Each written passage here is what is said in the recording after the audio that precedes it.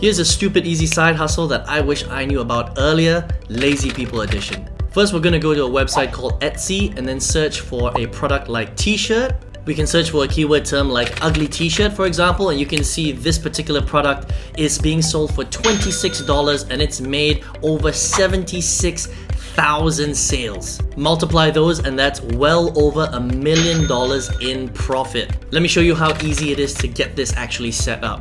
So first you want to go to a website called Printify and create a free account. Then pick a cool t-shirt from the catalog that you think will sell well. Now go to Canva and make a simple design like this. Then just copy it and then put the design on the t-shirt. Then in the Printify settings, you want to connect to your Etsy account. And now when somebody buys from your listing, Etsy will notify Printify and then Printify will make your t-shirt, will print your t-shirt and send it all the way to the customer. And since you're not spending any money, you just let the sales roll in and you just let that income grow. Here's a bonus tip, use a free website like eRank to increase your Etsy listings. For more ways to make money online, you know who to follow.